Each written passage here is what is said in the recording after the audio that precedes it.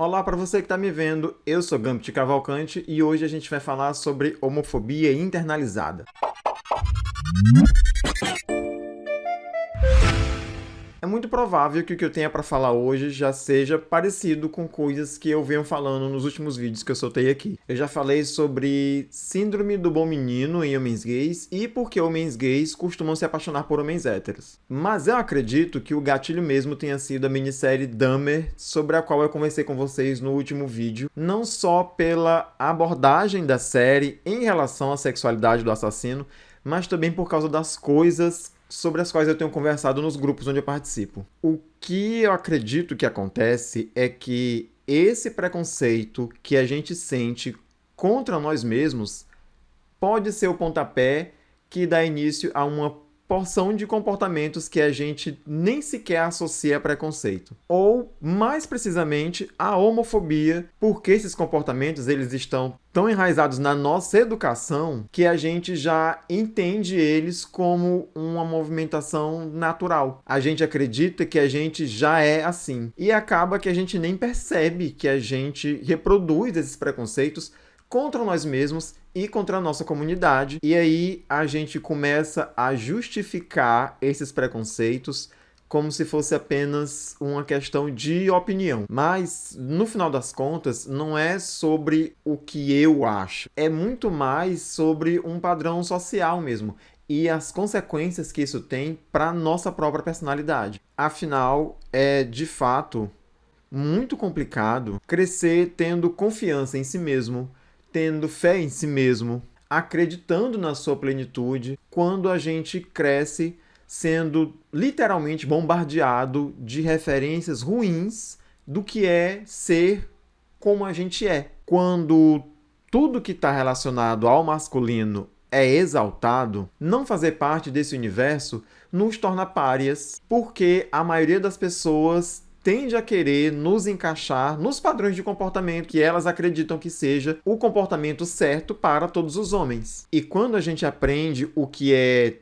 ser gay pelo meio social homofóbico onde a gente cresce, é praticamente impossível não associar esse ser gay a um ser, não sei, execrável, abominável. E isso fica tão entranhado que às vezes é complicado que a gente reconheça esse padrão de comportamento.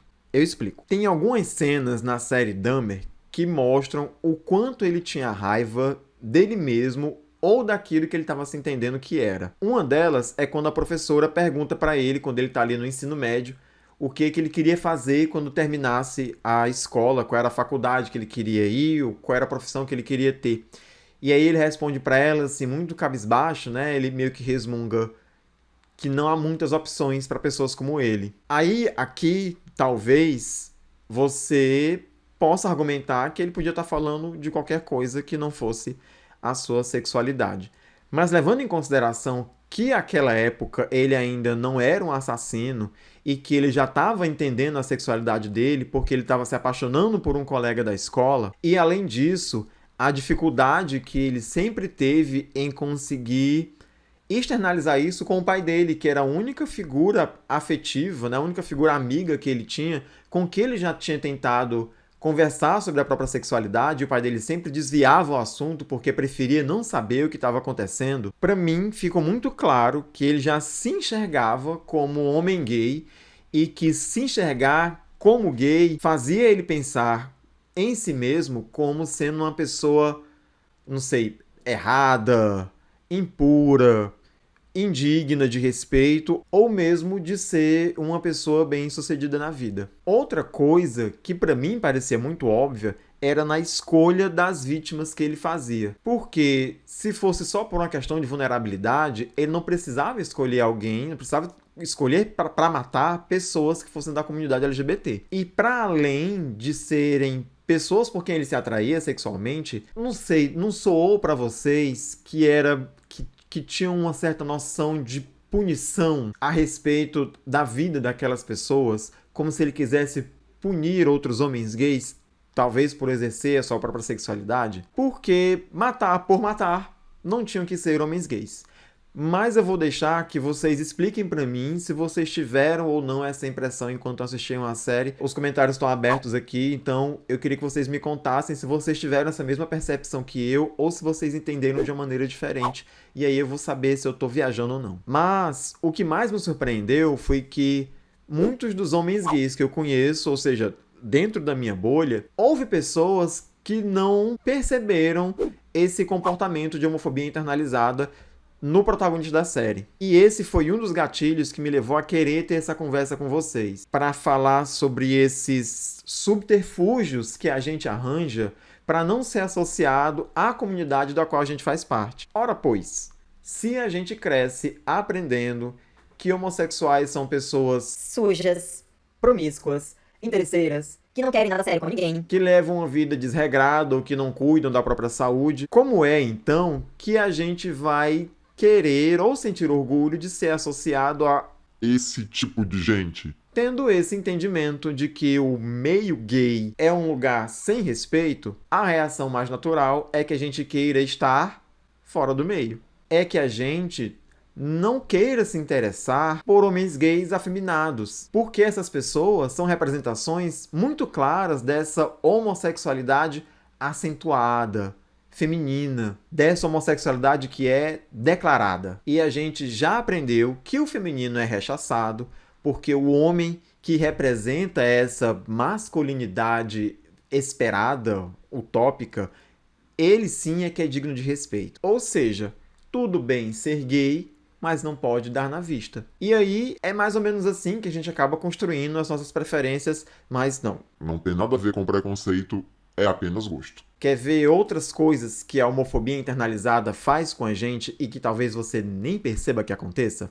Vamos lá. Engrossar a voz. Quando fala com alguém, principalmente se for uma pessoa desconhecida, deixar de usar alguma roupa por medo de sentir vergonha ou de ser associado a uma pessoa muito gay, querer ser o melhor em tudo, o melhor filho, o melhor da classe, o melhor funcionário, o mais inteligente do grupo, o que tem mais credibilidade, é mais respeitado, querer ser muito bom de cama, ou o cara mais desejado do rolê, gostar de ser confundido com hétero, e eu preciso confessar que numa época da minha vida eu já aceitei isso como um elogio. Depreciar outros gays, principalmente fazendo uso do famoso shade, ou achando que existe uma escala, uma régua para o quanto se pode ser ou parecer gay. Tipo, fulano é muito gay ou fulano é pouco gay. O nosso famoso gaydar e essa ideia de que o homem hétero não pode ser delicado ou sensível. E eu, inclusive, já tive um amigo hétero cujas pessoas juravam que ele era gay e elas faziam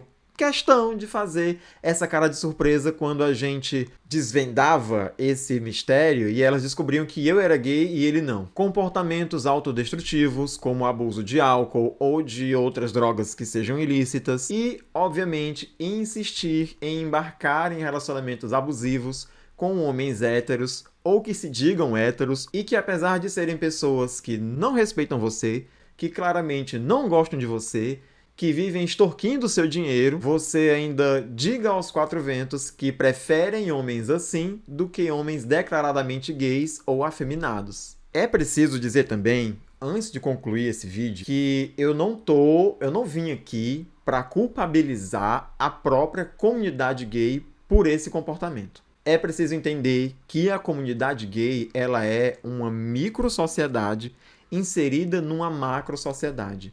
E como micro-sociedade, ela tende a repetir o comportamento dessa macro-sociedade na qual ela está inserida. Portanto, se a gente vive num meio social que é racista, classista, machista e homofóbico, a gente tende a repetir esse mesmo tipo de comportamento. Ou seja, o problema não está na gente, mas na homofobia praticada pela sociedade. O importante aqui, eu acredito, é a gente tentar sempre reconhecer quando esses comportamentos surgem, para que a gente possa se desconstruir e se desvencilhar dessa herança que só faz mal, no final das contas, para nós mesmos. Era essa a conversa que eu queria ter com vocês hoje. Eu espero que vocês tenham gostado. Não esqueçam de deixar seu like, porque isso ajuda a espalhar o vídeo para outras pessoas. Não deixe de se inscrever no canal se você não for inscrito, porque isso ajuda no nosso crescimento. Não vá embora ainda. Eu vou deixar aqui do lado para você mais 2 sugestões para você ficar comigo mais um pouco. A gente se vê no próximo vídeo.